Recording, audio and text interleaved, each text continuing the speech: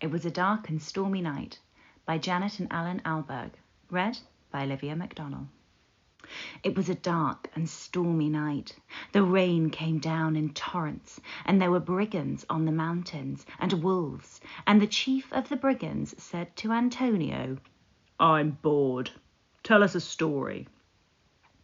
Antonio was a small, brave boy, 8 years old, who had been kidnapped by the brigands and carried off to their secret cave. He scratched his curly head, puffed out his cheeks, and said, "I don't know any stories." "Make one up," growled the chief. "Yeah," said the brigands. "Begin at the beginning." "Righto," Antonio said, and he paused for a moment and began his story. "It was a dark and stormy night," said Antonio. It was all he could think of. "The rain came down in torrents. There were brigands on the mountains, and wolves, and the chief of the brigands said—" At this point, the real chief held up his hands. "Get rid of the rain."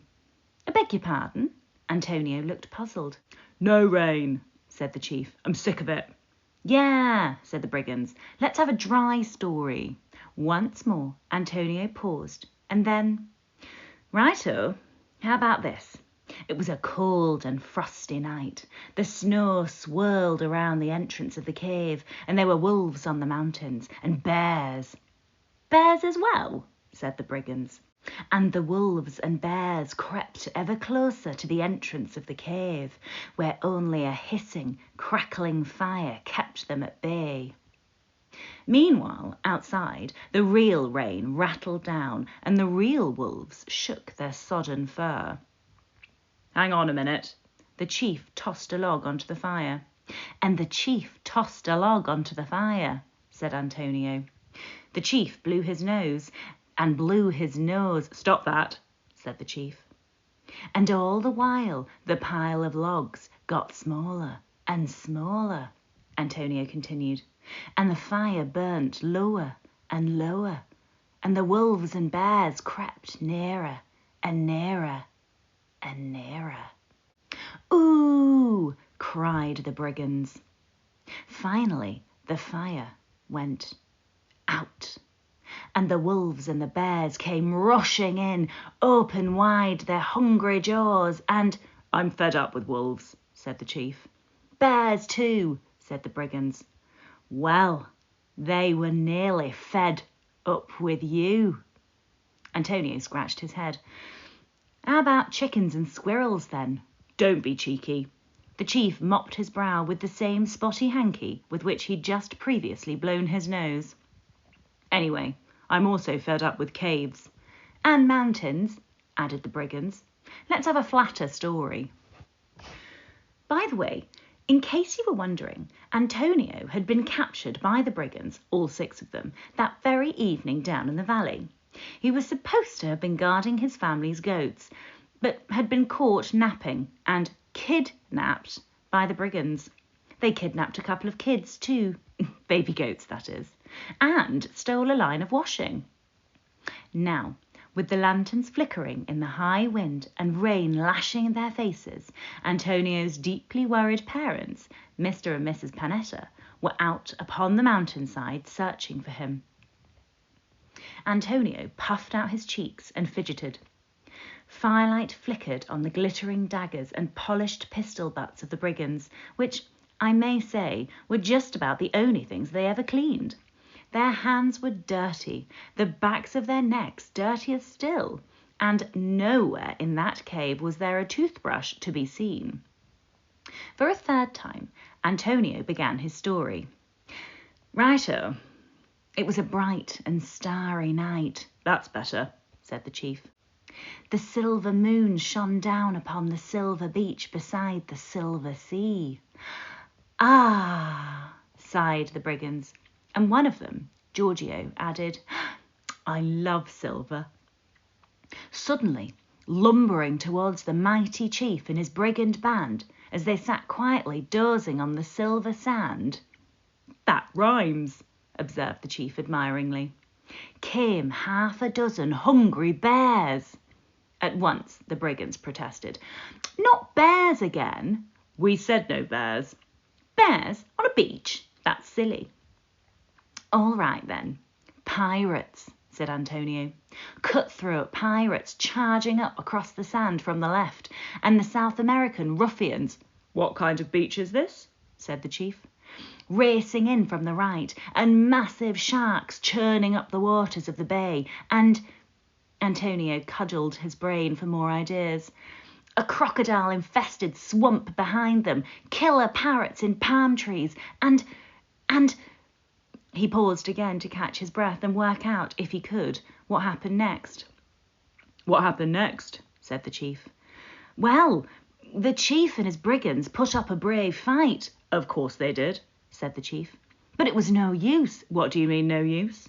They were surrounded and outnumbered. So what? Said the chief. Cut up with cutlasses, porcupined with arrows. That's a good word, said Fabrizi, another brigand. Swallowed alive by sharks and crocodiles, pecked by... Pecked nothing. The disgruntled chief staggered to his feet. I'll tell you what really happened. Yeah, tell him, chief, cried the brigands. The chief said the chief, taking over the story, come on men, follow me. Whereupon, without flinching, and with never a thought of his own safety, the mighty chief battled his way through the preposterous ambush. With one arm tied behind him, he wiped the beach with the pirate chief, the ruffian chief, and the shark and crocodile chiefs, come to that. And the pirate chief, said the brigands. And him. After that, he led the grateful band of brigands. 3 cheers for the chief, yelled Giorgio. His grateful band of brigands to... At this point, the chief's hitherto lively invention began to falter. To a place of safety. What place, chief? Inquired the brigands. A castle. What, on a beach? Said Antonio. Why not? Said the chief. It's better than bears. Perhaps it was a sand castle, cried Fabrizi, thinking to join in the fun, but the mighty chief was not amused. He banged Fabrizi on the head with a wooden spoon, a rather greasy wooden spoon, as it happens, lately used for stirring a rather greasy stew. After that, with the spoon conveniently in his hand, the chief took the opportunity to give the stew a further stir. The big black pot, encrusted with previous generations of stew, was bubbling sluggishly. Like a hot swamp, thought Antonio, as it hung suspended from a hook above the fire. Antonio watched the chief and the chief's enormous wavering shadow on the wall of the cave. He glanced around at the shadowy piles of stolen goods stacked everywhere. A broken bicycle, dozens of pairs, or half pairs, of boots, an orange tree in a brass pot, a brass bed, an enormous tin-plated megaphone, a barrel of wine, a considerable number of clockwork toys, which Alphonse, one of the brigands, had a passion for, a trio of trussed-up chickens, and Antonio's own little goats, tethered towards the rear of the cave. As far as Antonio could see in the gloom, and the smoke, they were nibbling a straw hat. Oh! And there was the stolen washing, still on its line, and hanging up to dry across the cave. Meanwhile, down in the valley, Mr. and Mrs. Panetta were drying out as well, and drinking coffee in the kitchen, and wondering what to do. Antonio's 4 little sisters were peeping at them from the stairs. The rain had eased, and dawn itself was not far off. And the wolves, the real wolves, had slunk away. Back in the cave, the chief raised the spoon to his lips, pulled a face — the brigands were nifty thieves but hopeless cooks — and turned to Antonio. Keep on with the story. They're in the castle. Antonio took up his cue. Righto, they're in the castle. But no more cutlasses, mind. No crocodiles or sharks. No jaws. No bear's jaws either, said the brigands. No violence, said Fabrizi. Righto. Antonio clasped his hands together. So then, the chief and his merry men... That's Robin Hood, exclaimed Alphonse. Escaped from the pursuing pirates, etc., crocodiles and ruffians, etc., etc., pulled up the drawbridge of their high, handsome castle, and got clean away. What about the parrots, though? Said Luigi, another of the brigands. They could fly over and forget the parrots, said the chief. Well, there they were, in the castle, which, as I've said, was high, wide and handsome. He never said wide, said Fabrizi. Unfortunately, however, it was also clammy, cold and creepy. Ooh, cried the brigands. Yes, creepy. There were mysterious clankings in the dungeons, headless people on the battlements, pictures with moving eyes in the great hall, ghosts in armour, and, worst of all, a thingy in the moat. A thingy, said the brigands. What's a thingy? Nobody knows. Antonio let his voice get deep and echoey. Or ever lived to tell. Go on, said the chief. If nobody knows, logically speaking, how could you say it was there? Because it was, intoned Antonio. He contradicted himself there, said Alphonse. Because the brigands and their mighty chief saw it, and after wished they hadn't. Did they? Said the brigands. Yes, because at midnight, as the black bat squeaked and flitted overhead, the awful thing left its watery lair and came out dripping up the stair. Rhyming again, said the chief. To get them. Ooh, cried the brigands. And then, it's not true though, is it? Anyway, the drawbridge was up, said Alphonse. It smashed it down, said Antonio. They escaped into the keep. Smashed that down as well. Shot it then. Bulletproof skin with a cannon. Missed. At this point, the exasperated chief banged his wooden spoon against the side of the stew pot and snapped the end off. All right, they strangled it with its own braces. Who cares? He gestured wildly with the stump of the spoon and looked accusingly at the brigands. What I want to know is, whose bright idea was it to kidnap this little pest in the first place? Giorgio's, said Luigi. Fabrizi's, said Giorgio. Higgins, said Fabrizi. Of course, the truth is that it was the chief's idea. Higgins, by the way, as you will doubtless have guessed, was an English brigand. How he came to be halfway up a mountain in southern Italy, complete with mustachio, bandoliers and golden earrings, is an even better story than this one, in my opinion. He started out as a schoolmaster, for instance, I can tell you that. However, space is limited, time is pressing, the chief is still in the middle of his rage, though it's now moving towards a sulk, and so... I'll tell you this, said the chief, I'm not writing no ransom notes for him. Oh, go on, chief, said Leonardo, the last of the brigands. No, waste of time. Boy like this, they'd pay money to lose him. Actually, the chief was relieved not to be writing a note. He found writing a strain. No matter how many pens he stole, they all blotted, and spelling made his head ache. The chief sat down with a sulky expression on his face. I mean, you ask him for a simple story, and what do you get? Rubbish. And bears all the time, said Giorgio. And violence, said Fabrizi. Ah, but the thingy has no teeth, you know, Antonio explained. It sort of sucks people to... I don't want to hear it. The chief turned his face to the wall and hunched his shoulders in an even deeper sulk. For a time, a heavy silence hung in the cave. The fire crackled, the little goats crunched up the last of the straw hat. Fabrizi burped and Giorgio smothered a laugh. Outside, a light wind was blowing the last of the storm clouds away. In the east there was a glow, and streaks of pink and violet and duck-egg green tinged the darker edge of the sky. Elsewhere on the mountain, the real wolves were curling up, snug and almost dry now in their cave, preparing to sleep out the day. This was the way of things with predators. Wolves and brigands both. Night workers, the lot of them, except in the brigands' case when it rained. And if you're thinking it was late for Antonio to be up, or nearly time to be getting up. Well, so it was. Not that he minded being up late. I mean, at home, it was the goal of his life. Back in the cave, the brigands were exchanging anxious looks. Somehow, when the chief was suffering, he had a way of passing it on to them. Each gestured to the others to do something. Finally, up spoke Giorgio. "Well, let's give him one more chance, Chief." "Yeah," said Fabrizi. "One more story, something nice, something pleasant. What do you say?" The chief responded with a huffy movement of his shoulders. The brigands gestured to Antonio to make a start.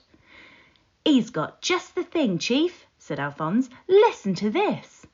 "Yeah," said Antonio. Just the thing. A banquet." "A banquet!" shouted the brigands, determined to be delighted. "I can't wait," cried Giorgio. "Yes, the biggest banquet anybody ever saw."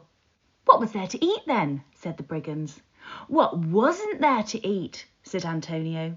"Why, there was—" Now at last the chief spoke. "Yes, but what about the thingy?"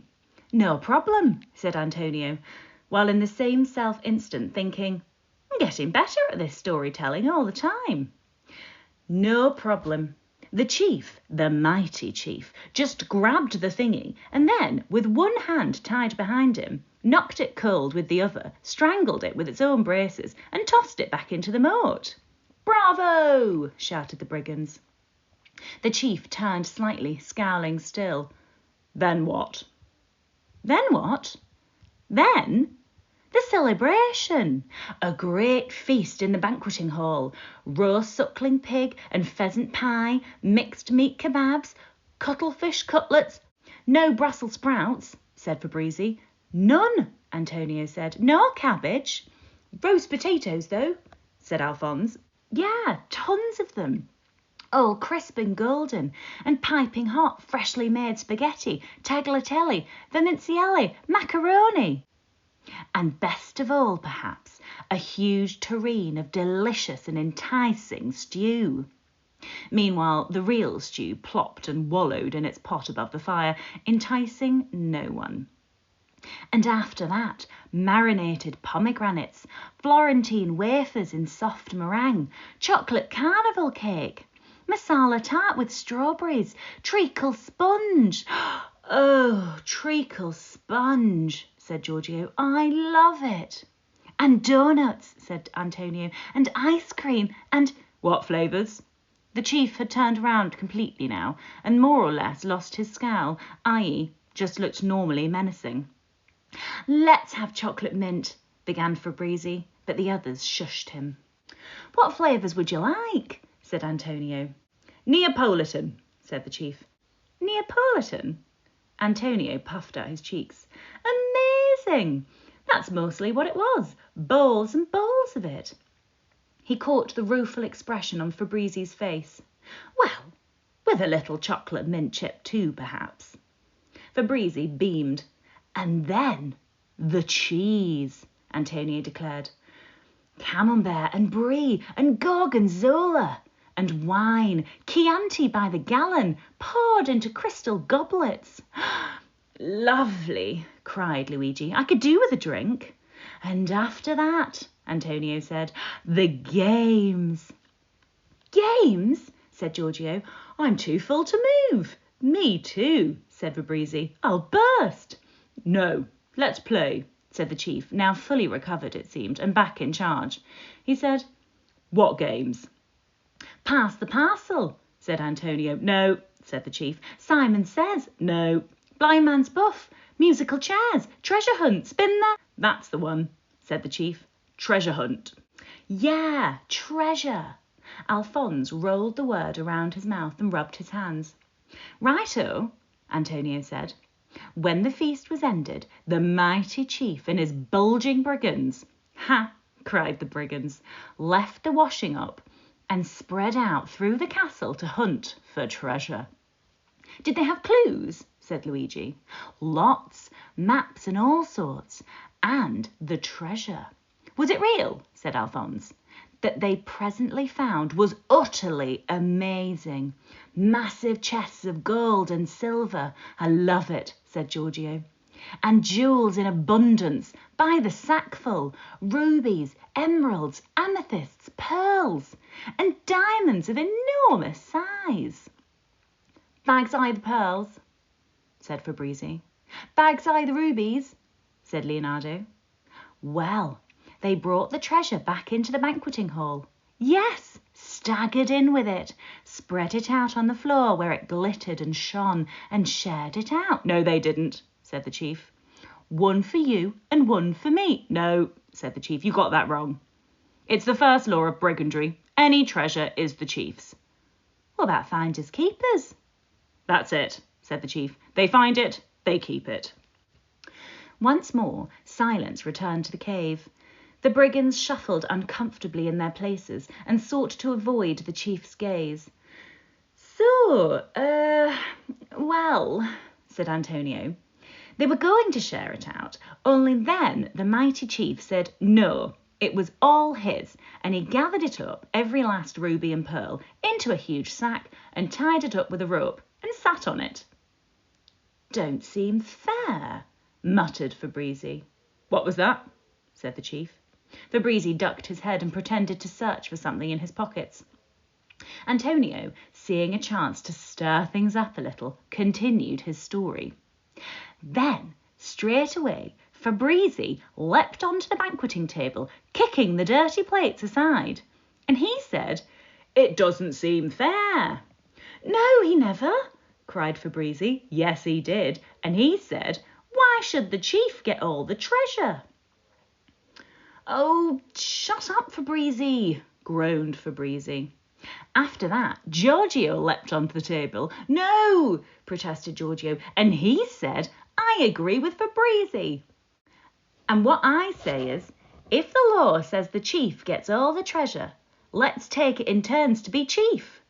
Bravo, cried Luigi and Leonardo and Alphonse and Higgins, and they leapt onto the table. At that moment, Higgins, the real Higgins, made his first and, as it turned out, only contribution to the proceedings. I know. Let's have a vote. Vote, growled the chief. Vote? Take it in turns? What is all this? I've been chief for years, and my father before me. Your father was a baker, Giorgio, and yours a band leader. And yours, Fabrizi, a carabiniere, i.e. a policeman. Fabrizi hung his head with shame, while Giorgio tried to console him by whispering, Yes, but his mother was a brigand. Anyway, Antonio was determined to complete his story. Then what happened was, the mighty chief rose to his feet and said, Silence, scum. But the brigands weren't having this. Don't you call us scum, you old trout, cried Fabrizi. And the real chief to the real Fabrizi said, Fabrizi. And Fabrizi, said Antonio. Fabrizi, driven beyond endurance, picked up a lump of gorgonzola from the cheese board and hurled it at the chief. And missed, said the chief, and hit him in the eye.